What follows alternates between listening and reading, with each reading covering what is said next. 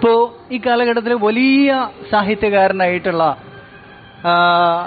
Ali Tantawi റഹ്മഹുള്ള അദ്ദേഹം പറഞ്ഞിട്ടുണ്ട്, അദ്ദേഹം നിരന്തരമായിട്ട് ദിവസേന ഇമാം ഷാഫിയുടെ വായിക്കാറുണ്ടായിരുന്നു. അതുപോലെ തന്നെ ഇമാം ഷാഫിയുടെ മറ്റ് ഗ്രന്ഥങ്ങൾ അഹ്കാമുൽ ഖുർആൻ, റിസാല, അതുപോലുള്ള മുഖ്തലഫുൽ ഹദീസ്, ഇങ്ങനെ ധാരാളം ഗ്രന്ഥങ്ങൾ. കാരണം എന്താണ്? ഇമാം ഷാഫിയുടെ എന്ന് പറയുന്നത് ഫിഖ്ഹിന്റെ എന്താണ് ഒരു മർജിയാണ്, ഒരു ഫിഖ്ഹിന്റെ വിഷയത്തിലുള്ള ഒരു റഫറൻസ് ഗ്രന്ഥമാണ്. അതിൽ ഒരുപാട് റിവായത്തുകളും ഒക്കെ കൊടുത്തിട്ടുണ്ട്. പക്ഷെ ഇദ്ദേഹത്തിന് അതിൽ വേണ്ടത് എന്താണ്?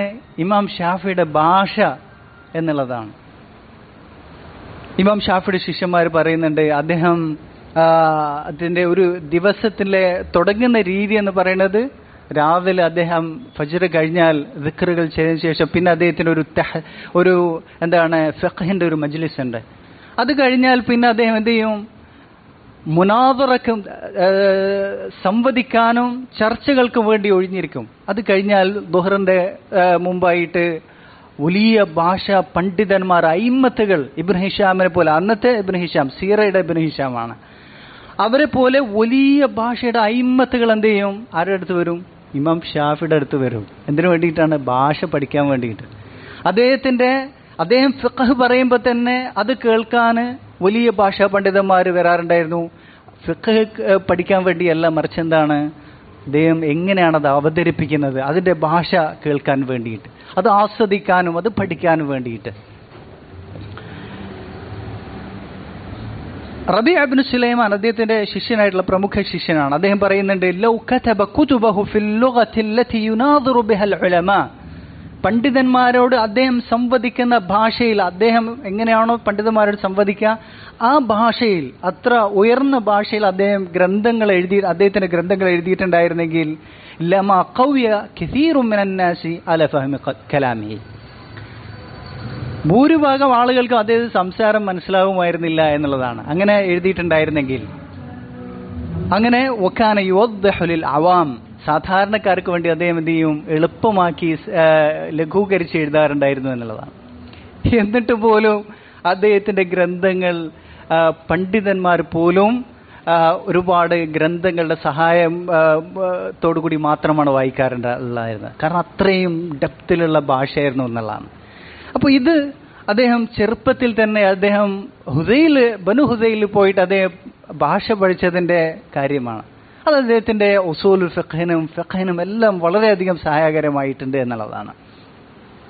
അദ്ദേഹത്തിന്റെ അറിയപ്പെട്ട ഒരു വാചകമുണ്ട്, ലൗല അശ്ശഅറു ബിൽ ഉലമാഇ യുജ്രി, പണ്ഡിതന്മാർക്ക് കവിത ഒരു എന്താണ് അവരെ അപകീർത്തിപ്പെടുത്തുന്ന ഒരു സംഗതി അല്ലായിരുന്നെങ്കിൽ ലകുൻതുൽ യൗമ അശ്അറ മിൻ ലബീദി, ജാഹിലിയ കാലത്ത് ഏറ്റവും വലിയ കവിയായിട്ടുള്ള ലബീദിനേക്കാൾ വലിയ കവിയായി തീരുമായിരുന്നു ഞാനെന്ന്.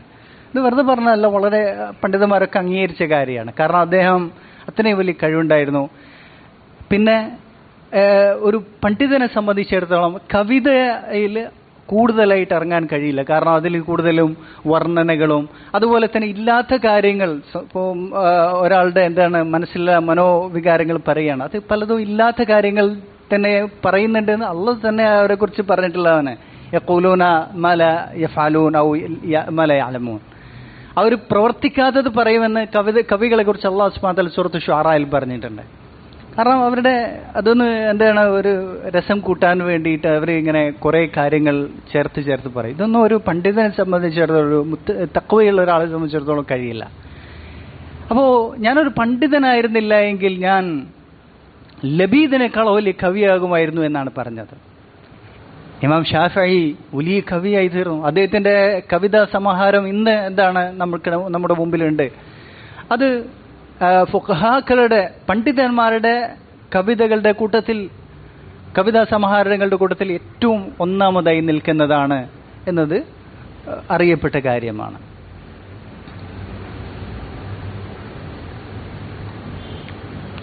പിന്നീട് അദ്ദേഹത്തിന്റെ അവിടെ ഹുദൈലിൽ നിൽക്കുന്ന സമയത്താണ് അദ്ദേഹം ഇൽമിലേക്കുള്ള പ്രേരണ ലഭിക്കുന്നത്.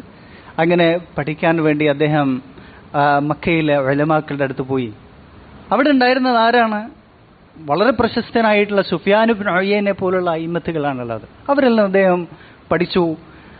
കുറഞ്ഞ കാലയളവ് 2-3 വർഷം കൊണ്ട് തന്നെ അദ്ദേഹം എന്ത് ചെയ്തു? അദ്ദേഹം അങ്ങ് കയറി. വളരെ അദ്ദേഹം ഇങ്ങനെ വളരെ പെട്ടെന്ന് തന്നെ അറിവ് നേടുന്ന ചരിത്രത്തിൽ വളരെ ചുരുങ്ങിയ ആളുകളിൽ ഒരാളാണ് ഇമാം ഷാഫിഈ. കാരണം അദ്ദേഹം 15-ാം വയസ്സാകുമ്പോഴത്തേക്ക് എന്ത് ചെയ്തു? അദ്ദേഹത്തിന് ഫത്വ കൊടുക്കാൻ ഖദാഇനും ഫത്വക്കും ആരനുമതി കൊടുത്തു? സുഫിയാൻ ഇബ്നു ഉയൈന, മക്കയിലെ ഏറ്റവും വലിയ ഇമാമായിട്ടുള്ള സുഫിയാൻ ഇബ്നു ഉയൈന അൽ ഹിലാലി റഹിമഹുല്ലാഹ്, അദ്ദേഹം അനുവാദം കൊടുത്തു.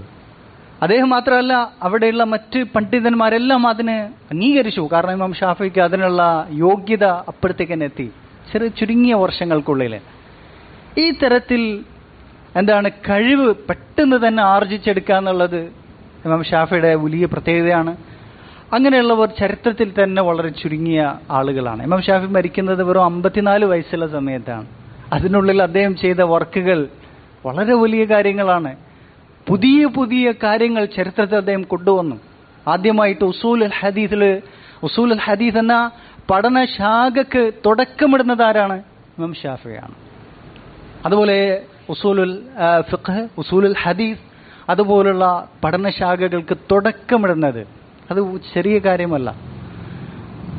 ഇങ്ങനെ വലിയ കാര്യങ്ങൾ വളരെ ചുരുങ്ങിയ കാലയളവിനുള്ളിൽ അദ്ദേഹം നേടിയെടുത്തു.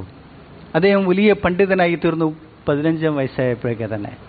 പിന്നീട് അദ്ദേഹം അവിടെയുള്ള മക്കയിലെ ഉലമാക്കളിൽ നിന്ന് ഇൽമു പഠിച്ചതിന് ശേഷം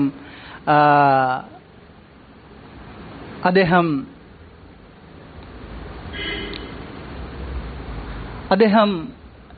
മദീനയിലേക്ക് യാത്ര ചെയ്യാൻ ഒരുങ്ങി. കാരണം മദീനയിൽ ആരാളുള്ളത്? ഇമാം മാലിക് റഹിമഹുല്ലാഹ്, ഇമാമു ദാരിൽ ഹിജ്റ. ഇമാം മാലിക് മദീനയെ സംബന്ധിച്ചിടത്തോളം ഒരു പണ്ഡിതൻ മാത്രമല്ല, മദീനയുടെ എല്ലാമാണ് ഇമാം മാലിക്.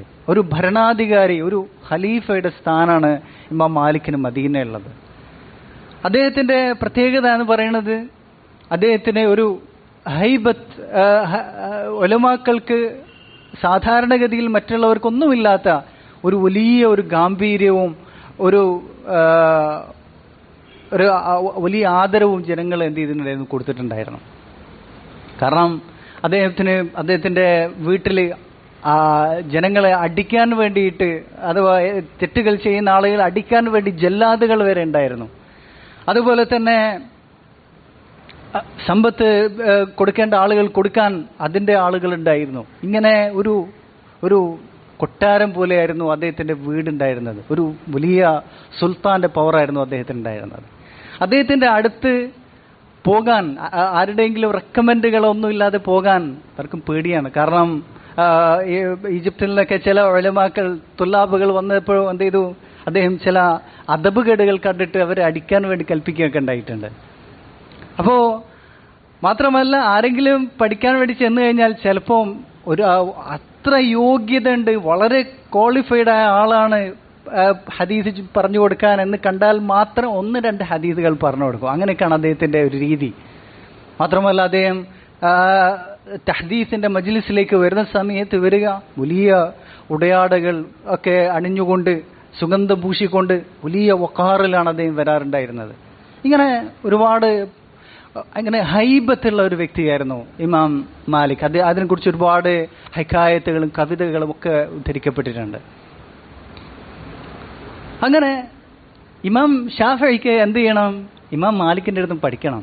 അത് ആ കാലഘട്ടത്തിൽ എല്ലാ വിദ്യാർത്ഥികളുടെയും ഒരു സ്വപ്നമാണ്. അങ്ങനെ ഇമാം ഷാഫിഈ എന്ത് ചെയ്തു? മക്കയിലെ അവിടെയുള്ള വാലി അദ്ദേഹത്തിന് ഒരു കത്ത് കൊടുത്തു. മക്കയിലെ ഒരു അവിടുത്തെ ഒരു ഗവർണർ മദീനയിലെ ഗവർണർക്ക് ഒരു കത്തെഴുതി. അങ്ങനെ ഇദ്ദേഹം ആ കത്തുമായിട്ട് മദീനയിലെ ഗവർണറിൽ പോയി. അവിടെയുള്ള വാലി എന്ത് ചെയ്തു? ഇദ്ദേഹത്തെ കൂട്ടിയിട്ട് ഇമാം മാലിക്കിന്റെ വീട്ടിലേക്ക് പോവുകയാണ്. പക്ഷെ ഇദ്ദേഹത്തിന് വലിയ പേടിയുണ്ട്. എങ്ങനെയായിരിക്കും പ്രതികരണം എന്നുള്ളത് പറയാൻ കഴിയില്ല. അതെല്ലാം ചരിത്രത്തിൽ ഉദ്ധരിക്കപ്പെട്ടിട്ടുണ്ട്, എങ്ങനെയായിരുന്നു അദ്ദേഹം അതിന് പ്രതികരിച്ചതെന്നുള്ളത്. അങ്ങനെ ഇമാം ഷാഫിഈ മക്കയിലുള്ള വാലിയുടെ കത്തുമായിട്ട് മദീനയിൽ വാലിയുടെ കൂടെ ഇമാം മാലിക്കിന്റെ വീട്ടിൽ പോയി. മാലിക്കിന്റെ വീട്ടിലെത്തി അവിടെ അനുവാദം ചോദിച്ച സമയത്ത് അവിടെ ഒരു ജാരിയത്തുണ്ട്. ആ ജാരിയത്തും വളരെ പ്രസിദ്ധയാണ്. അവരുടെ അറിവിന്റെ കാര്യത്തിലും ഒരുപാട് സംഭവങ്ങളിൽ ആ ജാരിയത്തും ഉൾപ്പെടുന്നുണ്ട്. അഥവാ ഒരു വൃത്തിയായിട്ടുള്ള ഒരു സ്ത്രീ, ഒരു കുട്ടി. അവര് കടന്നു വന്നു. എന്നിട്ട് എന്താ വേണ്ടതെന്ന് ചോദിച്ച സമയത്ത് മക്കയിലെ വാലിയിൽ നിന്നുള്ള ഒരു കത്തുമായിട്ടാണ് വന്നത്, താങ്കൾ ഒന്ന് പഠിക്കാൻ വേണ്ടിയിട്ട് എന്ന് പറഞ്ഞു. അതിൽ ഈ ജാരിയത്ത് പോയിട്ട് ഇമാം മാലിക്കിനോട് അകത്ത് പോയിട്ട് പറഞ്ഞു. അതിൽ ഇമാം മാലിക് വന്നില്ല. തിരിച്ച് ജാരിയത്ത് കുറേ സമയം കഴിഞ്ഞ് വീണ്ടും വന്നു. അദ്ദേഹം ഒരുപാട് സമയം കഴിഞ്ഞിട്ടാണ് പിന്നെ മാലിക് റഹ്മുള്ള രംഗപ്രവേശനം ചെയ്യുന്നത്. അങ്ങനെ അദ്ദേഹത്തിന് ഒരു വലിയ ഒരു കസേര സംവിധാനിച്ചു. അങ്ങനെ ഇവരുടെ മുമ്പിൽ അവരിരുന്നു. ഇമാം മാലിക് ഇരുന്നു, വാലിയും അതുപോലെ തന്നെ ഇമാം ഷാഫി നിൽക്കാണ്. എന്താണെന്ന് ചോദിച്ചു. അങ്ങനെ ഇദ്ദേഹത്തിന്റെ കത്ത് കൊടുത്തു. അദ്ദേഹം വായിച്ച സമയത്ത് അങ്ങേറ്റം ദേഷ്യം വന്നു ഇമാം മാലിക് റഹ്മുള്ളക്ക്. ആ കത്ത് വലിച്ചെറിഞ്ഞു അദ്ദേഹം. കാരണം അദ്ദേഹം ചോദിച്ചു, ഇൽമ് എപ്പോഴാണ് ഇങ്ങനെ കത്തുകൾ കൊണ്ടും അതുപോലെ തന്നെ ഇതൊക്കെ വാങ്ങിക്കാൻ തുടങ്ങിയത് ഏത് കാലം മുതലാണെന്ന് ചോദിച്ചു. അങ്ങനെ ഇമാം ഷാഫി നേരെ മുന്നിട്ട് കൊണ്ട് അദ്ദേഹം സംസാരിച്ചു. അദ്ദേഹത്തിന്റെ ആവശ്യങ്ങളും അദ്ദേഹത്തിന്റെ യോഗ്യതകളൊക്കെ വിവരിച്ചു. ഇമാം മാലിക്കിന്റെ അടുത്ത് പഠിക്കാൻ അവസരം കിട്ടുക എന്ന് പറയാൻ ഇന്നത്തെ ഇപ്പോൾ എന്താ പറയുക, വലിയൊരു ഒരു കളക്ടർ ആവാനുള്ളൊക്കെ യോഗ്യത അങ്ങനെ കൂട്ടിയാൽ മതി. അത്രക്ക് യോഗ്യത വേണം. ഇല്ലെങ്കിൽ ഇമാം മാലിക് അനുവാദം കൊടുക്കില്ല. ഇമാം ഷാഫി സംസാരിച്ചപ്പോൾ അദ്ദേഹത്തിന്റെ ആ സംസാരം കേട്ടപ്പോൾ, അദ്ദേഹത്തിന്റെ ആ മന്തക്ക് കേട്ടപ്പോൾ തന്നെ എന്ത് ചെയ്തു, ഇമാം മാലിക്കിന് ഭയങ്കര എന്തുണ്ടായി, കൗതുകമുണ്ടായി. കാരണം അത്രയും നല്ല രൂപത്തിൽ സംസാരിക്കുന്ന, കാരണം അദ്ദേഹം ഭാഷയിൽ നിപുണനാണ്. അതുപോലെ എല്ലാ ഗുണങ്ങളും അദ്ദേഹം കൈവരിച്ചിട്ടുണ്ട്. അദ്ദേഹത്തിന് സംസാരിച്ചും കേട്ടപ്പോൾ അദ്ദേഹത്തിന് കൗതുകമുണ്ടായി. അദ്ദേഹത്തിന് ഹദീസ് പറഞ്ഞു കൊടുക്കാൻ അനുവാദം കൊടുത്തു ഇമാം ഷാഫി. എന്നിട്ട് ഇമാം നവവി പറയുന്നുണ്ട്, അതുപോലെ അത് ഈ സംഭവം ഉദ്ധരിച്ച പല അയിമത്തുകൾ പറയുന്നുണ്ട്. പിറ്റേന്ന് അദ്ദേഹം ഇമാം മാലിക്കിന് മുവത്ത അദ്ദേഹത്തിന്റെ അടുത്ത് വായിച്ചു കൊടുക്കുന്നത്. ഇമാം മാലിക് ഒരിക്കലും ആർക്കും അങ്ങോട്ട് ഹദീസ് വായിച്ചു കൊടുക്കാറില്ല. ഇമാം മാലിക്കിന്റെ അടുത്ത് എന്ത് ചെയ്യും, അദ്ദേഹത്തിന്റെ സുഹഫുകൾ കൊടുക്കും. എന്നിട്ട് അദ്ദേഹത്തിന്റെ അടുത്തേക്ക് അദ്ദേഹത്തിന് വായിച്ചു കൊടുക്കണം. അദ്ദേഹം അനുവാദം കൊടുക്കുകയാണ് ചെയ്യുക, അംഗീകരിക്കുകയാണ് ചെയ്യുള്ളൂ. അങ്ങനെ ഇമാം മാലിക്കിന്റെ മുവത്തായ ഇമാം ഷാഫി അത് വായിച്ചത് മനസ്സിൽ നിന്ന് എടുത്തുകൊണ്ടാണ്, മനഃപ്പാടമാക്കിയിട്ട് 9 ദിവസങ്ങൾക്കുള്ളിൽ അദ്ദേഹം ഇമാം ഷാഫി ഇമാം മാലിക്കിന്റെ മുവത്ത മനഃപ്പാടമാക്കിയിട്ടുണ്ടായിരുന്നു എന്നുള്ളത് ഉദ്ധരിക്കപ്പെട്ട കാര്യമാണ്. അങ്ങനെ ഇമാം ഷാഫിയിൽ നിന്ന് മുവത്ത കേട്ടപ്പോൾ ഇമാം മാലിക്കിന് ഭയങ്കര വലിയ സന്തോഷമായി. അദ്ദേഹം ഭയങ്കര താല്പര്യപൂർവ്വം ഇനിയും കൂടുതൽ കൂടുതൽ വായിക്കൂ എന്ന് ആവേശപൂർവ്വം പറയാറുണ്ടായിരുന്നു. ലില്ലാഹി അബൂക്ക് എന്ന് പറഞ്ഞുകൊണ്ട് കൂടുതൽ വായിക്കാൻ ആവശ്യപ്പെടാറുണ്ടായിരുന്നു. പിന്നീട് ഇമാം ഷാഫിയിൽ നിന്ന് മുവത്ത നേരിട്ട് കേട്ടു. അതിനുശേഷം അവിടെ നിന്ന് പഠിച്ചതിന് ശേഷം ഇമാം ഷാഫിയെ യമനിലേക്ക് ഗവർണറായിട്ട് നിയോഗിക്കപ്പെട്ടു. അന്നത്തെ ഗവർണർ എന്ന് പറഞ്ഞാൽ ഖാദിയും അതുപോലെ തന്നെ അധികാരവുമുള്ള വ്യക്തിയായിരിക്കും. അങ്ങനെ യമനിലേക്ക്, നജ്റാനിലേക്കാണ് നിയോഗിക്കപ്പെട്ടതെന്നാണ് പറയുന്നത്. അങ്ങനെ അവിടെ അദ്ദേഹത്തിന്റെ ഭരണ കാലഘട്ടം എന്ന് പറയുന്നത് ആ നാട്ടിൽ വളരെ സുവർണ്ണ കാലഘട്ടമായിട്ടാണ് രേഖപ്പെടുത്തപ്പെട്ടത്. അവിടെ അദ്ദേഹം റസൂലുള്ളാഹി സ്വല്ലല്ലാഹു അലൈഹി വസല്ലമയുടെ സുന്നത്തുകൾ നടപ്പാക്കി, എല്ലാ ബിദ്അത്തുകളും അദ്ദേഹം മാറ്റി. അതുപോലെ തന്നെ ഇസ്ലാമിന്റെ ഷആറുകളെല്ലാം വെളിവായി തീർന്നു. അവിടെയുള്ള ഉലമാക്കളിൽ നിന്നും അദ്ദേഹം പഠിക്കാൻ മറന്നില്ല. മാത്രമല്ല അവിടുന്ന് അദ്ദേഹം പഠിച്ച ഒരു അറിവ്, ഒരു പ്രത്യേകമായി പഠിച്ചൊരു അറിവാണ് ഫറാസത്ത്, ലക്ഷണം നോക്കി പറയുക എന്നുള്ളത്. ഇത് ലക്ഷണം നോക്കി പറയാൻ ജ്യോത്സ്യമല്ല, മറിച്ച് എന്താണ്, ഒരാളുടെ ശരീരം നോക്കി, മുഖം നോക്കി, അയാളുടെ അവിടെയുള്ള സാഹചര്യ തെളിവുകളൊക്കെ നോക്കിയിട്ട് എന്ത് ചെയ്യുക, ഒരു കാര്യം പറയുക എന്നുള്ളത് ഫിറാസത്ത്. അതിനാണ് ലക്ഷണം പറയാന്ന്, ഫിറാസത്ത് എന്നാണ് അറബിയിൽ പറയുക. ഇത് ഇതിൽ ഉള്ള കാര്യമാണ്. അത് എന്താണ്, അതിന് രണ്ട് ഘടകങ്ങളാണ് ഒരുമിച്ച് ചേരുന്നത്. ഒന്നാമത് പരിചയങ്ങൾ, ഒരു ലക്ഷണം എന്താണ് പരിചയിക്കുക, ഇങ്ങനെ. രണ്ടാമത്തെ അതിന് ഗ്രന്ഥങ്ങൾ രചിക്കപ്പെടേണ്ട ആവശ്യത്തിൽ ഇതെല്ലാം പഠിക്കുക എന്നുള്ളത്. രണ്ടാമത്തത് ഇൽഹാമാണ്, അള്ളാഹുവിൽ നിന്നുള്ള മനസ്സിലുള്ള തോന്നിപ്പിക്കലുകളാണ്. ഇത് രണ്ടും ചേരുമ്പോഴാണ് എന്ത് ചെയ്യുക, ശരിയായി തീരുക. ഇന്ന ഫീ ദാലിക ലആയാത്തിൻ ലിൽ മുത്തവസ്സിമീൻ എന്ന് പറയുന്ന ആയത്തുണ്ട്. ഈ ആയത്തിന്റെ വിശദീകരണത്തിൽ ഉലമാക്കൾ മുഫസ്സിറുകൾ പറഞ്ഞത് അത് മുത്തവസ്സിമീൻ എന്ന് പറഞ്ഞാൽ ലക്ഷണം നോക്കി പറയുന്ന ഫിറാസത്ത് ഉള്ള ആളുകളാണെന്നാണ് പറഞ്ഞിട്ടുള്ളത്. മാത്രമല്ല ഫിറാസത്തിന്റെ കാര്യത്തിൽ ഹദീസുകളും അസറുകളും ഒക്കെ ഉദ്ധരിക്കപ്പെട്ടിട്ടുണ്ട്. ഇത് അദ്ദേഹം എന്ത് ചെയ്തു, യമനിൽ നിന്ന് അദ്ദേഹം ധാരാളം ഗ്രന്ഥങ്ങൾ അദ്ദേഹത്തിന് ലഭിക്കുകയും അവിടെ നിന്നത് വളരെ വൃത്തിയായി പഠിക്കുകയും ചെയ്തു. പിന്നീട് യമനിൽ നിന്ന് അദ്ദേഹം തിരിച്ച് അദ്ദേഹത്തെ അന്നത്തെ ഖലീഫയായിട്ടുള്ള ഹാറൂൻ റഷീദ് ഇറാഖിലെ കേന്ദ്രമായ ബാഗ്ദാദിലേക്ക് എന്ത് ചെയ്യാണ്, അദ്ദേഹത്തെ വിളിപ്പിച്ചു. ഭരണകാര്യവുമായി ബന്ധപ്പെട്ട് മറ്റു പല ആവശ്യങ്ങളുമായി ബന്ധപ്പെട്ട് ഇറാഖിലേക്ക് അദ്ദേഹത്തെ വിളിപ്പിച്ചു. ആ യാത്ര മധ്യേ അദ്ദേഹത്തിനൊരു സംഭവം ഉണ്ടായി. അതും പ്രസിദ്ധമാണ് ആ സംഭവം. അദ്ദേഹത്തെ വഴിമധ്യേ ഒരാൾ കണ്ടുമുട്ടി. അദ്ദേഹം ഒരു ദിവസം പാർക്കാനുള്ള സൗകര്യം ചെയ്തു കൊടുക്കാമെന്ന് വാഗ്ദാനം ചെയ്തു. അങ്ങനെ അദ്ദേഹത്തിന് ആദ്യം മാത്രമേ കണ്ടപ്പോൾ എന്ത് ചെയ്തു, ഇമാം ഷാഫിയുടെ ആ പഠനത്തിന്റെ അടിസ്ഥാനത്തിൽ, ഫിറാസത്ത് പഠനത്തിന്റെ അടിസ്ഥാനത്തിൽ അദ്ദേഹത്തെ നോക്കിയപ്പോൾ വളരെ പൂച്ചക്കണ്ണാണുള്ളത്, നീലക്കണ്ണാണുള്ളത്. അതുപോലെ തന്നെ മറ്റ് ശരീരഘടനകൾ നോക്കുന്ന സമയത്ത് ഇദ്ദേഹം വളരെ വൃത്തികെട്ട ആളാണ്, അങ്ങേയറ്റം പിശുക്കനാണെന്നുള്ള കാര്യം ബോധ്യപ്പെട്ടു. അങ്ങനെ ഈ കാര്യം ഒന്ന് പരീക്ഷിക്കാൻ വേണ്ടിയിട്ട് ഇമാം ഷാഫി അദ്ദേഹത്തിന്റെ കൂടെ കൂടി അദ്ദേഹത്തെ വീട്ടിൽ താമസിച്ചു. അദ്ദേഹത്തിന് നല്ല ഭക്ഷണങ്ങൾ ഒരുക്കി കൊടുത്തു, അതുപോലെ തന്നെ താമസ സൗകര്യം ഒരുക്കി കൊടുത്തു. അദ്ദേഹത്തിന്റെ വാഹനത്തിന് വേണ്ട അലഫ് അഥവാ അതിന്റെ പുല്ലും വൈക്കോലുകളൊക്കെ ഒരുക്കി കൊടുത്തു, വെള്ളവും ഒരുക്കി കൊടുത്തു. അതുപോലെ ഇമാം ഷാഫിയുടെ മഷി നിറച്ചു കൊടുത്തു അദ്ദേഹത്തിന്റെ മഷിക്കുപ്പിയിൽ. ഇങ്ങനെ എല്ലാ സൗകര്യങ്ങൾ ചെയ്തു കൊടുത്തു. അന്ന് ഇമാം ഷാഫിക്ക് കൃത്യമായി ഉറങ്ങാൻ കഴിഞ്ഞില്ല. കാരണം അദ്ദേഹം പഠിച്ചതിന്റെ നേർ വിപരീതമാണ് എന്ത് ചെയ്യുന്നത്, കാണുന്നത്. കാരണം പഠിച്ചത് എന്താണ്, ഇയാള് വളരെ പിശുക്കനായിട്ടുള്ള അർക്കീസായ ആളാണ്, വളരെ വൃത്തികെട്ട ആളാണ്. അങ്ങനെ പിറ്റേന്ന് അദ്ദേഹം ഇമാം ഷാഫി തിരിച്ചു പോകാൻ വേണ്ടിയിട്ട് അദ്ദേഹത്തിന്റെ വാഹനത്തിൽ കയറിയ സമയത്ത് ഇമാം ഷാഫി അദ്ദേഹത്തോട് പറഞ്ഞു, താങ്കൾ മക്കയിലേക്ക് വരികയാണെങ്കിൽ അവിടെ അന്വേഷിച്ചാൽ മതി, ഷാഫിയെ സംബന്ധിച്ച്, മുഹമ്മദ് ബിൻ ഇദ്രീസ് ഷാഫിയെ സംബന്ധിച്ച് താങ്കൾക്കുള്ള എല്ലാ സൗകര്യങ്ങളും അവിടെ ലഭിക്കുന്നതാണ് എന്ന് പറഞ്ഞു. ഇമാം ഷാഫിക്ക് ഇദ്ദേഹത്തിനോട് വലിയ ഇഷ്ടമായി. ഇദ്ദേഹത്തിന് എന്തെങ്കിലും ഒരു മുഖാഫത്ത് ചെയ്യണം എന്നുള്ള കാര്യത്താൽ. അപ്പോൾ ഇയാൾ ചോദിച്ചു, ഞാൻ നിങ്ങളുടെ ഉപ്പന്റെ ഭൃത്യനെങ്ങനാണോ എന്ന് ചോദിച്ചു. ഞാൻ നിങ്ങളുടെ ഉപ്പന്റെ അടിമയൊന്നും അല്ലല്ലോ, ഞാനിതെല്ലാം ചെയ്തിട്ടുള്ളത് എന്താണ്, പൈസ കൊടുത്തിട്ടാണ്. അങ്ങനെ ഓരോന്നിനും അദ്ദേഹം എന്ത് ചെയ്തു, തിരികെ പണം വാങ്ങിച്ചു. അദ്ദേഹത്തിന്റെ വീട്ടിൽ താമസിച്ചതിന് 2 ദിർഹം വാങ്ങിച്ചു. അതുപോലെ തന്നെ ഭക്ഷണത്തിന്, അതുപോലെ മറ്റെല്ലാ സൗകര്യത്തിനും ഒരുപാട് ദിർഹമുകൾ വെച്ച് അദ്ദേഹം വാങ്ങിച്ചു. ഇമാം ഷാഫിക്ക് ഒരു പ്രയാസം ഉണ്ടായില്ല, കാരണം സന്തോഷം ഉണ്ടായത്. കാരണം ഞാൻ പഠിച്ച അറിവൊക്കെ സത്യമാണെന്ന് എന്ത് ചെയ്തു, ബോധ്യപ്പെട്ടു. അങ്ങനെ ഇമാം ഷാഫി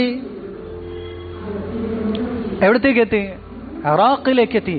ഇറാഖ് എന്ന് പറയുന്നത് ആ കാലഘട്ടത്തെ സംബന്ധിച്ച് ഖിലാഫത്തിന്റെ കേന്ദ്രമാണ്. അതുപോലെ തന്നെ അറിവിന്റെയും എല്ലാം കേന്ദ്രമാണ്. എല്ലാ നാഗരികതയും അവിടെയാണുള്ളത്. അവിടെ വലിയ അയിമത്തുകളുണ്ട്. ഇമാം അബൂ ഹനീഫ റഹിമഹുള്ളയുടെ ശിഷ്യന്മാരുണ്ട് അവിടെ, മുഹമ്മദ് ഇബ്നുൽ ഹസൻ ഷെയ്ബാനി, അതുപോലെ തന്നെ അബൂ യാക്കൂബ്. ഇങ്ങനെ ഇമാം ഷാഫിയുടെ ശിഷ്യന്മാരും അയിമത്തുകളും അവിടെ ഉണ്ട്. അദ്ദേഹം അവിടെ അവരിൽ നിന്ന് പഠിച്ചു. അവരുമായിട്ട് ധാരാളം വിഷയത്തിൽ മുനാദറ ചെയ്തു, അഥവാ ചർച്ചകൾ ചെയ്തു, സംവദിച്ചു. പല വിഷയങ്ങളിലും അവരെന്ത് ചെയ്തു, ഇമാം ഷാഫി അവർക്ക് മേൽക്കോയ്മ നേടി എന്നുള്ളതാണ്. ഇമാം ഷാഫിയുടെ ഒരു പ്രത്യേകത എന്ന് പറയുന്നത്, അദ്ദേഹം എവിടെ പോയി കഴിഞ്ഞാലും അദ്ദേഹത്തിന് സ്വീകാര്യത ലഭിക്കുന്നതാണ്. കാരണം അദ്ദേഹത്തിന് ഒരുപാട് പ്രത്യേകതകൾ ഒരുമിച്ച് ചേർന്നിട്ടുണ്ടായിരുന്നു. ഒന്നാമതായിട്ട് അദ്ദേഹത്തിന്റെ ഷറഫാക്കപ്പെട്ടുള്ള പരിശുദ്ധമായ അദ്ദേഹത്തിന്റെ വംശപരമ്പര എന്ന് പറയുന്നത്. പിന്നെ അദ്ദേഹത്തിൻ്റെ ഭാഷ, അദ്ദേഹത്തിൻ്റെ സംസാര രീതി, അദ്ദേഹത്തിൻ്റെ മന്തക്ക്, പിന്നെ അദ്ദേഹത്തിൻ്റെ ശരീരഘടന, ജനങ്ങളുടെ ഏറ്റവും സുന്ദരനായ വ്യക്തിയായിരുന്നു എന്നുള്ളത് അയിമത്തുകൾ പറഞ്ഞിട്ടുണ്ട്. സുന്ദരനായിരുന്നു അദ്ദേഹം.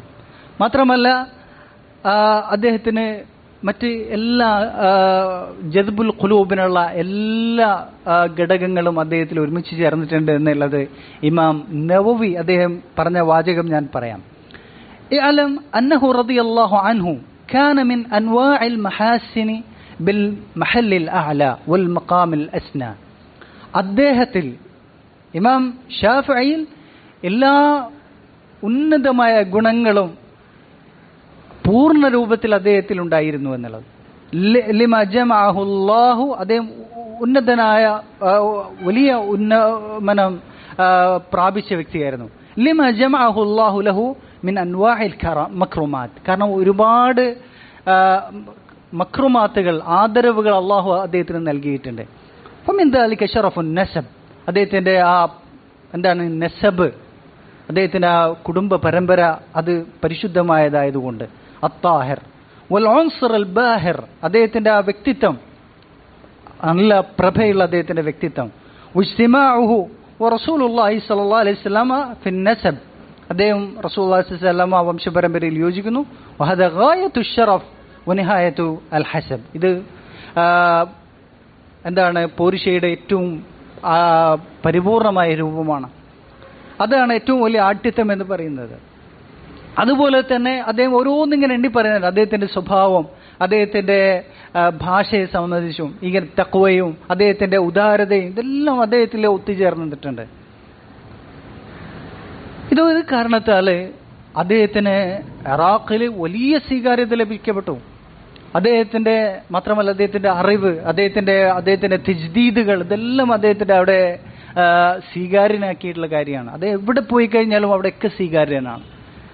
അങ്ങനെ അദ്ദേഹത്തിൻ്റെ ഇൽമ്, തഹദീസിനും അതുപോലെ തന്നെ അദ്ദേഹത്തിൻ്റെ കർമ്മശാസ്ത്ര വിഷയങ്ങൾ പഠിപ്പിക്കാനൊക്കെയുള്ള വലിയ സദസ്സുകൾ അദ്ദേഹത്തിന് വേണ്ടി തുറക്കപ്പെട്ടു എന്നുള്ളതാണ്.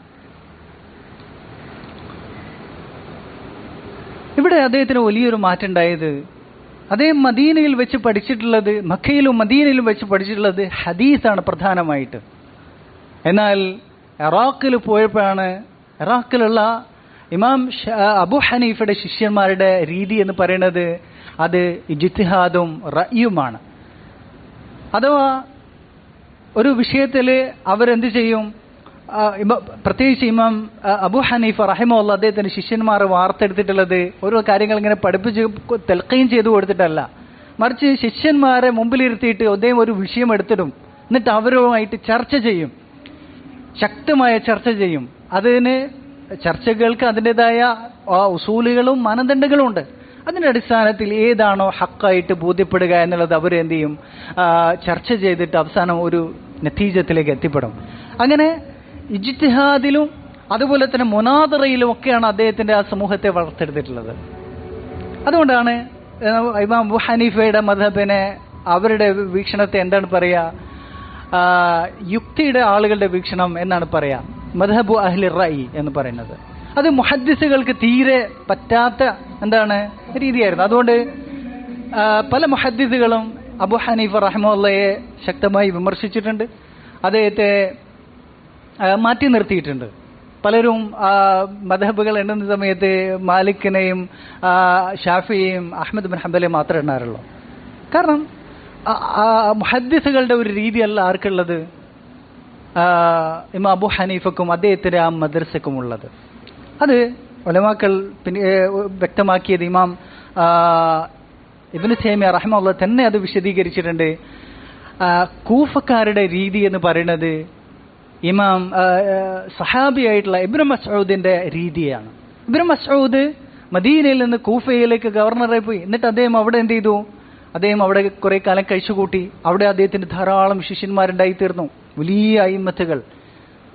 താബിഈകളിൽ ഏറ്റവും വലിയ പാണ്ഡിത്യം നേടിയ ആളുകൾ അൽഖമ, അതുപോലെ തന്നെ നഖഈ, ഇബ്രാഹിം അൻ-നഖഈ, അതുപോലുള്ള വലിയ അയിമ്മത്തുകൾ, അസ്വദുൽ ആനസി, ഇങ്ങനെ ധാരാളം അയിമ്മത്തുകൾ എവിടെ ഉണ്ടായി, കൂഫയിലുണ്ടായി. ഇവരെല്ലാം ആര് ശിഷ്യന്മാരാണ്? അവരൊക്കെ വലിയ കർമ്മശാസ്ത്ര പണ്ഡിതന്മാരാണ്. അവരൊക്കെ ഇബ്നു മസ്ഊദ് റളിയല്ലാഹുവിന്റെ ശിഷ്യന്മാരാണ്. ഇബ്നു മസ്ഊദിന്റെ പ്രത്യേകത എന്താണ്? അദ്ദേഹം നബി സല്ലല്ലാഹു അലൈഹി വസല്ലം ജീവിച്ചിരിക്കുന്ന കാലത്ത് തന്നെ പല വിഷയങ്ങളിലും ഇജ്തിഹാദ് ചെയ്തിട്ടുണ്ട്. അത് ഹദീസുകളിൽ തന്നെ വന്നിട്ടുള്ള കാര്യമാണ്. അദ്ദേഹത്തെക്കുറിച്ച് വിശേഷിക്കപ്പെടുന്നത് അഫ്ഖഹു ഫുഖഹാഇ സഹാബ, സഹാബത്തിന്റെ കൂട്ടത്തിൽ ഏറ്റവും വലിയ കർമ്മശാസ്ത്ര പണ്ഡിതനായിട്ടാണ്. ആ ഗുണം ഇജ്തിഹാദ് അദ്ദേഹം നബി സല്ലല്ലാഹു അലൈഹി വസല്ലം ജീവിച്ചിരിക്കുന്ന കാലത്ത് അദ്ദേഹം കൂടുതൽ റിവായത്തുകൾ ഒരുമിച്ച് കൂട്ടുന്നതിനേക്കാണ് കൂടുതൽ അതിൽ നിന്ന് കൂടുതൽ എങ്ങനെ ഇസ്തിംബാത്തുകൾ ചെയ്യാം, കൂടുതൽ കർമ്മശാസ്ത്ര വിഷയങ്ങൾ എങ്ങനെ വേർതിരിച്ചെടുക്കാം എന്നുള്ളതാണ് അദ്ദേഹം കൂടുതൽ പ്രാധാന്യത്തോടെ കണ്ടിട്ടുള്ളത്. അങ്ങനെയാണ് അദ്ദേഹത്തിന്റെ ശിഷ്യന്മാർ ആ രീതിയിലാണ് ഉണ്ടായത്. അവരിൽ നിന്ന് ഇബ്നു മസ്ഊദ് റളിയല്ലാഹു അൻഹു ശിഷ്യന്മാരിൽ നിന്നാണ് ആര് പഠിച്ചിട്ടുള്ളത്? അബൂ ഹനീഫ പഠിച്ചിട്ടുള്ളത്. ആ ഒരു മദ്ഹബാണ് അബൂ ഹനീഫ കിട്ടിയിട്ടുള്ളത്. അതുകൊണ്ടാണ് അവരുടെ ഇജ്തിഹാദിന്റെയും റഅയിന്റെയും മദ്ഹബ് അവരിലേക്ക് വന്നത്. അതൊരിക്കലും ഒരു വില കുറച്ച് കാണാൻ കഴിയില്ല. മാത്രമല്ല അബൂ ഹനീഫ റഹിമഹുള്ളക്ക് ഹദീസുകൾ കുറവായിരുന്നതിന്റെ കാരണമായിട്ട് ഇബ്നു തൈമിയ്യയും അതുപോലെ അയിമത്തുകളും ന്യായീകരണമായി പറഞ്ഞെന്താണ്, കൂഫയിൽ ആ കാലഘട്ടത്തിൽ എല്ലാ ബിദ്അത്തുകളും അവിടെ ഉണ്ടായിരുന്നത്. ഷിഅകളും ഖവാരിജികളും എല്ലാ ചപ്പ് ചവറുകളും അവിടെ ഉണ്ടായിരുന്നു. അതുകൊണ്ട് കള്ള ഹദീസുകൾ വ്യാപകമായി പ്രചരിച്ചിട്ടുണ്ടായിരുന്നു. അതുകൊണ്ട് തന്നെ അദ്ദേഹം ഹദീസുകൾ സ്വീകരിക്കുന്ന കാര്യത്തിൽ അദ്ദേഹത്തിന് വലിയ പേടിയുണ്ടായിരുന്നു എന്നുള്ളതാണ്. ഇതൊക്കെയാണ് അദ്ദേഹത്തിന് അതിന് കാരണമായിട്ടുള്ളത്. ഓരോ ഇമാമുമാർക്കും അവരുടേതായിട്ടുള്ള ന്യായീകരണങ്ങളുണ്ട് എന്നുള്ളത് നമ്മുടെ നിലപാടാണ്. നമ്മൾ നിലപാടായി സ്വീകരിക്കേണ്ട കാര്യമാണ്. നമ്മൾ അവരെയൊക്കെ അവർക്കൊരു അബദ്ധം പറ്റിയിട്ടുണ്ടെങ്കിൽ അതിനെല്ലാം അവരുടേതായിട്ടുള്ള ന്യായീകരണങ്ങളുണ്ട് എന്നുള്ളതാണ്. അതാണ് നമ്മെ അയിമത്തുകൾ പഠിപ്പിച്ചിട്ടുള്ളത്. ഇബ്നു തൈമിയ്യ റഹിമഹുല്ലാഹി പോലെയുള്ള വലിയ അയിമത്തുകൾ പഠിപ്പിച്ചിട്ടുള്ളത്. എന്നാൽ ഇമാം മാലിക് അദ്ദേഹത്തിന്റെ ആ ഒരു മദ്രസയാണ് മദ്രസത്തു അഹ്ലുൽ ഹദീസ്. ഹദീസിന്റെയും മുഹദ്ദിസുകളുടെ ആ ഒരു രീതിയാണ് ഇമാം മാലിക്കിന് ഉണ്ടായിരുന്നത്. അദ്ദേഹം ധാരാളമായി ഹദീസുകൾ ശേഖരിക്കുകയും അത് അടുത്ത തലമുറയ്ക്ക് കൈമാറുക എന്നുള്ള രീതി. അദ്ദേഹത്തിന് ധാരാളം ശിഷ്യന്മാരുണ്ടായി തീർന്നു. ഇത് ആരുടെ രീതിയാണ്? ഇമാം സഹാബിയായിട്ടുള്ള ഇബ്നു ഉമർ റളിയല്ലാഹുവിന്റെ രീതിയായിട്ടാണ് ഉലമാക്കൾ പരിചയപ്പെടുത്തിയത്. ഇബ്നു ഉമർ റളിയല്ലാഹുവിന്റെ പ്രത്യേകത എന്താണ്? അദ്ദേഹം ഇജ്തിഹാദ് അദ്ദേഹത്തിന് അത്ര ഇഷ്ടമല്ല. അദ്ദേഹം അസരിയായിരുന്നു. അദ്ദേഹം എത്ര ഹദീസുകൾ കൂടുതൽ ശേഖരിക്കാൻ കഴിയുമോ, റസൂലുള്ളാഹി സ്വല്ലല്ലാഹു അലൈഹി വസല്ലമയുടെ സുന്നത്തുകൾ എങ്ങനെ ശേഖരിക്കാൻ കഴിയുമോ എന്നുള്ളതാണ് അദ്ദേഹത്തിന്റെ പ്രയത്നം ഉണ്ടായിരുന്നത്. അങ്ങനെ ഹദീസുകൾ ശേഖരിച്ച് അത് അങ്ങനെ തന്നെ നടപ്പാക്കുക എന്നുള്ള കാര്യം, അത് ചിലപ്പോൾ എന്ത് ചെയ്യും, വാഹിറിൽ തന്നെ നടപ്പാക്കും. ചിലപ്പോൾ അതിനെ ആയിഷ റളിയല്ലാഹു അൻഹയും മറ്റ് സഹാബിമാർക്ക് ചിലപ്പോൾ വിമർശിക്കാറുണ്ട്. അദ്ദേഹം ചില ഹദീസുകൾ അങ്ങനെ തന്നെ എന്ത് ചെയ്യും, ചിലപ്പോൾ പല വീക്ഷണങ്ങളെ അർത്ഥമാക്കുന്ന ചില ഹദീസുകൾ അതിൻ്റെ വാഹിറായ അർത്ഥത്തിൽ തന്നെ ധാരാളമായി സ്വീകരിക്കാറുണ്ടായിരുന്നു എന്നുള്ളതാണ്. ഇതാണ് അദ്ദേഹത്തിൻ്റെ ശിഷ്യന്മാരായിട്ടുള്ള ആളുകളിലേക്ക് വന്ന രീതി. അതുപോലെ തന്നെ അവരിൽ നിന്ന് പഠിച്ചിട്ടുള്ള ഇമാം മാലിക് റഹിമഹുള്ളയിലേക്ക് വന്നത്. ആ രീതിയാണ് അദ്ദേഹത്തിൽ നിന്നും അദ്ദേഹത്തിന്റെ ശിഷ്യന്മാരിൽ നിന്ന് പഠിച്ചിട്ടുള്ള ഇമാം മാലിക് ശിഷ്യന്മാരിൽ നിന്ന് പഠിച്ചിട്ടുള്ള അഹ്മദ് ബിൻ ഹംബലിലേക്കും വന്നിട്ടുള്ള രീതി അല്ലേ. അഥവാ ഇമാം അഹ്മദ് അദ്ദേഹം ഹദീസിനാണ് കൂടുതൽ പ്രാധാന്യം കൊടുത്തിട്ടുള്ളത്. മറ്റേ ഇജ്തിഹാദിനും റഅയിനും അത്രമാത്രം പ്രാധാന്യം കൊടുത്തിട്ടുണ്ടായിരുന്നില്ല. എന്നാൽ ഇമാം ഷാഫിയുടെ ഒരു പ്രത്യേകത, അദ്ദേഹം ഈ രണ്ട് മദ്ഹബുകളെയും എന്ത് ചെയ്യും, സമന്വയിപ്പിച്ചു. അദ്ദേഹം ഹദീസിന്റെ കാര്യത്തിൽ മുഹദ്ദിസാണ്, ഹാഫിദാണ്. അദ്ദേഹത്തിന് ധാരാളം ഹദീസുകൾ അദ്ദേഹത്തിന് ലഭ്യമായിട്ടുണ്ട്. അദ്ദേഹം അതിൽ എന്ത് ചെയ്യാലും ഹദീസുകൾ സ്വീകരിക്കുന്ന രൂപത്തിൽ ആലിയായ സനദുകളൊന്നും അദ്ദേഹത്തിന് ആവശ്യമില്ല. സഹീഹായ ഹദീസ് ലഭിച്ചാൽ മതി. ആലിയായ സനദ് എന്ന് പറഞ്ഞാൽ മുഹദ്ദിസുകൾക്ക് വളരെ പ്രിയങ്കരമായ ഹദീസുകളാണ്, അഥവാ സനദിൽ റാവിമാരെ എണ്ണം കുറഞ്ഞുള്ള ഹദീസുകൾ. അതൊന്നും ഇമാം ഷാഫിക്ക് അത്ര കൗതുകകരമായ കാര്യമില്ല. അദ്ദേഹത്തിന് വേണ്ടെന്താണ്, സഹീഹായ ഹദീസുകൾ കിട്ടിയാൽ മതി. പിന്നെ അതിൽ നിന്ന് ഇസ്തിംബാത്തുകൾ ചെയ്യാൻ, ഫിഖ്ഹ് നിർദ്ധാരണം ചെയ്തെടുക്കാൻ വേണ്ടിയിട്ടുള്ള കാര്യങ്ങൾ അദ്ദേഹം സമയം ശക്തമായി വിനിയോഗിക്കാറുണ്ടായിരുന്നു. ഇത് ഇത് വളരെ പ്രധാനപ്പെട്ട കാര്യമാണ്. ഇത് രണ്ട് മദ്ഹബായിട്ട് ഒരുപാട് വലിയ പ്രശ്നങ്ങൾ വരെ ഉണ്ടായിട്ടുണ്ട്. അങ്ങനെയാണ് അയിമത്തുകൾ ഇമാം റാമ ഹുർമുസി അദ്ദേഹത്തിന്റെ ഗ്രന്ഥം എഴുതിയത് അൽ മുഹദ്ദിസുൽ ഫാസിൽ എന്നുള്ള ഗ്രന്ഥം പോലും, അഥവാ ഈ